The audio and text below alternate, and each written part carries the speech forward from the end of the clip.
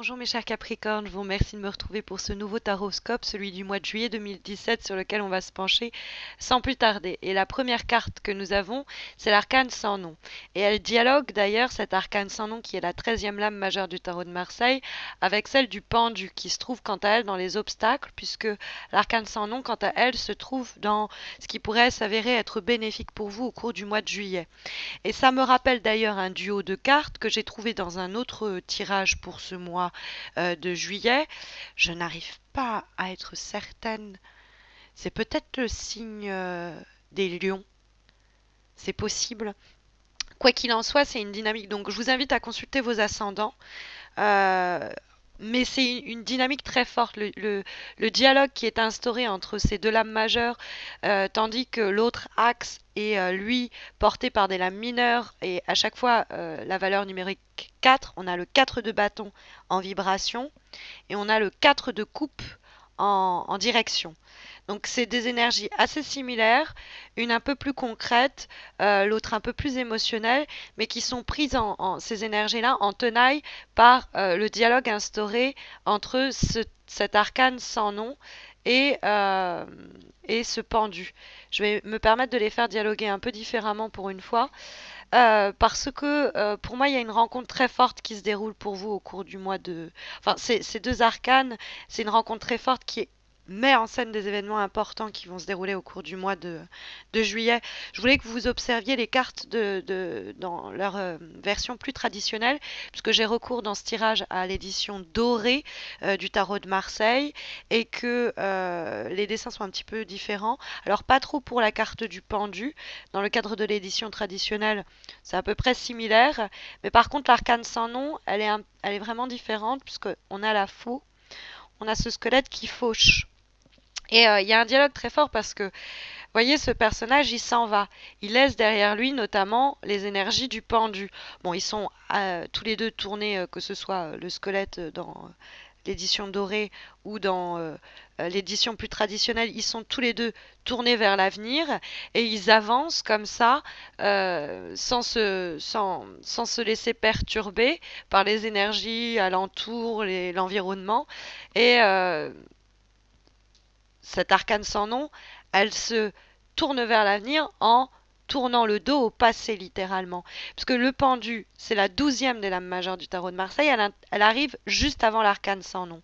Et techniquement, en fait, c'est cette situation où on est complètement ligoté, pendu, c'est les pieds et poings attachés, donc c'est cette impression de subir les événements, et c'est souvent aussi ce pied qui est attaché, il a à ses pieds des casseroles qui traînent, quoi. C'est tout ce que on continue à garder du passé et qui nous voue à l'inertie, et dont l'arcane sans nom avec Sappho arrivant juste après le pendu permet de se défaire. C'est-à-dire que l'arcane sans nom vraiment coupe les liens du pendu, le débloque de sa situation, tout en mettant fin à cette situation. Parce que après, l'idée, c'est que le pendu, c'est des limitations, des restrictions, c'est le passé ou des événements passés qu'on continue un peu de subir, d'où l'idée de frustration, voire d'impatience qui pourrait se lire à travers la carte du pendu, et auquel cette impatience à laquelle va remédier, ou cette attente à laquelle va remédier l'arcane sans nom en permettant une révolution. L'arcane sans nom, dans les aspects positifs, c'est l'idée de pas hésiter à mettre à mort des projets, des relations, des situations qui aujourd'hui nous ralentissent. Par exemple, le pendu, ça peut nous parler une relation amicale, professionnelle, amoureuse, où la passion, l'envie, le désir n'est plus au rendez-vous. Mais on n'arrive pas à couper les ponts, ça nous fait peur peut-être, alors que en l'occurrence l'arcane sans nom, qui est, je vous le rappelle, dans les aspects positifs pour le mois de juillet, est là pour nous encourager à ne pas hésiter à tracer un trait sur le passé. C'est quelque part quelquefois des actes un peu froids, un peu cliniques, hein. Bah voilà, je tranche le nœud cordélien et je tourne définitivement la page sur cette situation, sur cette relation. Alors oui, quelquefois ça me demande de devoir un peu faire le ménage autour de moi, de faire table rase, donc d'en finir avec certaines situations, mais ça me permet de repartir sur des bases nouvelles et surtout de sortir de cette frustration que signale le pendu dans les obstacles pour le mois de juillet. On a une sensation de découragement même qui pourrait se lire à travers cette carte du pendu, alors que l'arcane sans nom arrive à recycler les énergies, à repartir vers autre chose. C'est l'idée de mort, mais en vue de renaissance. Donc, c'est souvent l'idée qu'avec elle, on va récolter un peu, c'est des actions fortes dont on va récolter le fruit. Parce que c'est la faucheuse, donc il y a l'idée de récolte. Mais c'est vrai que le pendu qui nous limite et qui nous restreint dans les obstacles pourrait signaler que c'est un problème que vous traînez depuis un bon bout de temps, cette histoire, et que vous n'avez peut-être pas eu le courage ou l'envie ou l'opportunité de donner un coup de pied dans la fourmilière un petit peu. Peut-être que vous étiez déprimé, que cette situation qui s'enlisait, ce marasme vous a encore moins donné envie, vous a encore moins donné le goût pour remonter les manches et vous mettre en mouvement. Vous avez eu ce sentiment d'impasse. Peut-être que c'est une période de, de, de blocage qui va continuer à se faire sentir au cours du mois de juillet, mais à laquelle vous pouvez remédier en, par exemple, quittant votre poste. C'est en ayant le courage de réagir, tout simplement, en n'ayant pas peur de rompre les ponts, en se donnant les moyens réels de sortir de cet état où on est bloqué. Après, des fois, le pendu, justement, c'est qu'il y a des sacrifices, qu'il y a des concessions qu'il faudrait faire, qu'on a du mal à faire. Donc, il y a des énergies dont il faut se débarrasser ou des personnes. Et on a du mal à prendre ces décisions-là. Et du coup, ça nous restreint, ça nous bloque, ça nous limite. Quelquefois, c'est juste on dépend d'un organisme ou on dépend d'une personne ou on dépend de quelque chose pour pouvoir agir. Et que on va enfin avoir ce déblocage important qui va être matérialisé par l'arcane sans nom. Dans le cadre d'une relation, vous l'aurez compris, il faut arriver à faire le deuil d'une situation, d'une relation et pas hésiter à mettre fin, à démissionner, à licencier, à rompre, etc. Parce que il y a peut-être actuellement une certaine un certain équilibre qui est un petit peu remis en question. La vibration, le 4 de bâton pourrait nous dire oui, mais si je mets un coup de pied dans la fourmilière, comme je le disais, et que j'apporte ce changement drastique et que je me débarrasse des énergies du passé, je vais compromettre la stabilité que j'ai acquise. Et donc ça pourrait nous amener à pas mal réfléchir. Parce que le 4 de bâton, on veut plutôt se reposer, si vous voulez.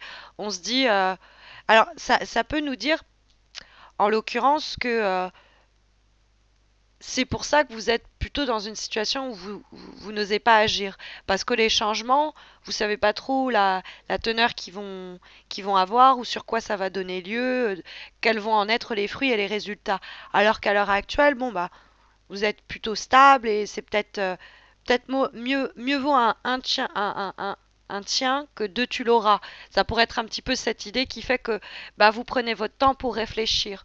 On a le 4 de coupe qui est une carte de méditation, de réflexion menée, on réfléchit, est-ce que je me lance, est-ce que je me lance pas, je veux pas me dépêcher et faire des erreurs sur le chemin, je veux pas non plus rater une opportunité. Donc le 4 de coupe, on prend le temps de réfléchir. Il y a des deux côtés avec ces deux 4 une énergie un peu de stand-by, mais en vue de justement réagir ensuite.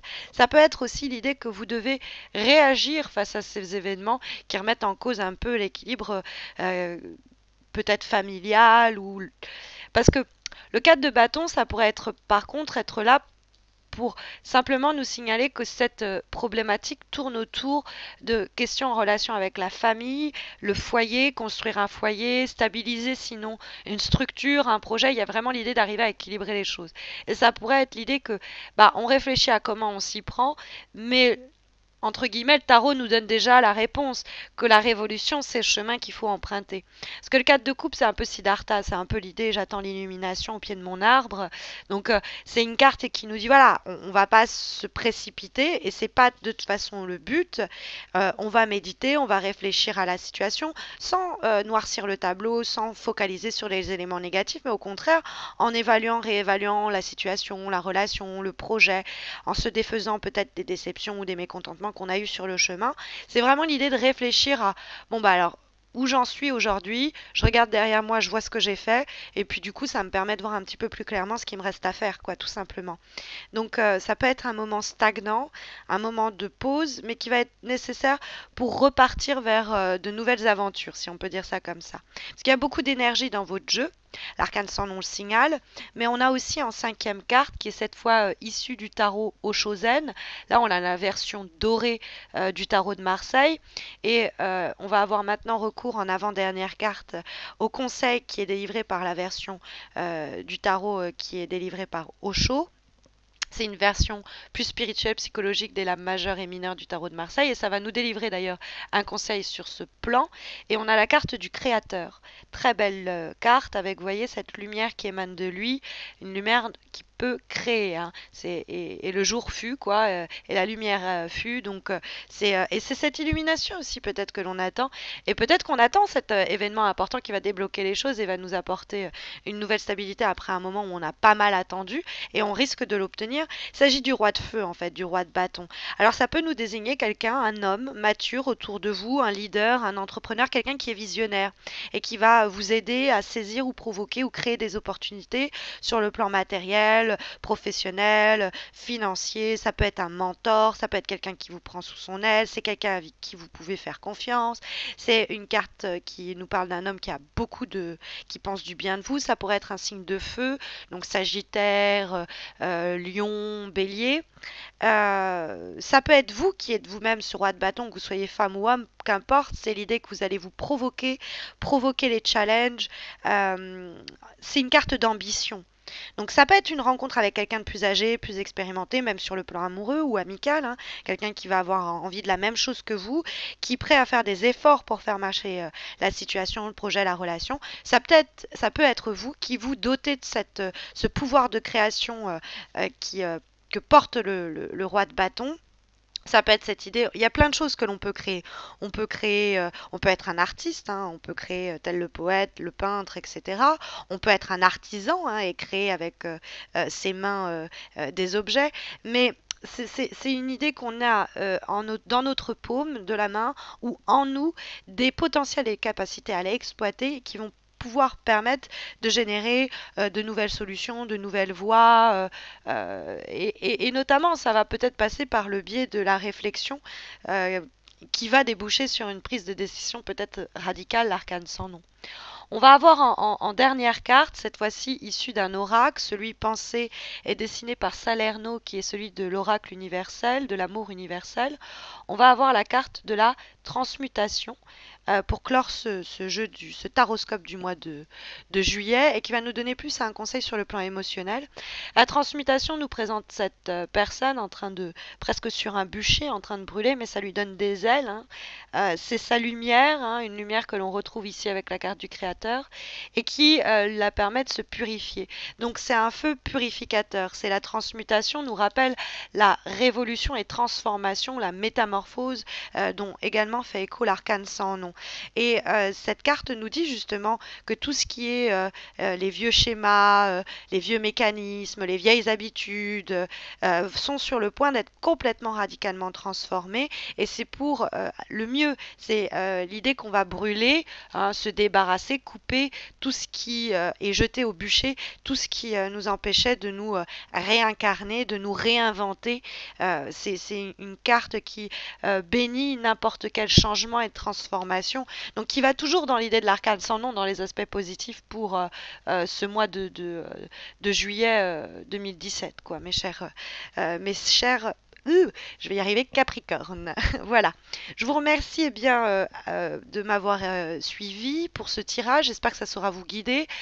Si vous avez besoin de quelque chose un peu plus spécialisé, un peu plus précis, sachez que j'organise un concours chaque mois sur Facebook pour vous permettre de remporter un tirage personnalisé gratuit, un peu comme celui-ci, mais qui va s'occuper de traiter la question, la problématique qui vous occupe actuellement. Donc c'est gratuit. Ça se passe sur Facebook. Vous avez le lien de ma page Facebook donc sous cette vidéo. N'hésitez pas à m'y rejoindre, vous verrez, c'est très facile ce concours. Et puis n'hésitez pas non plus à vous abonner à ma chaîne YouTube si ce n'est pas encore fait. Je vous remercie pour votre écoute. Je vous souhaite à tous et à toutes un très bon mois de juillet, de très bonnes vacances pour ceux qui partent. Et je vous retrouve à la fin de ce mois de juillet pour les horoscopes du mois d'août. D'ici là, portez-vous bien.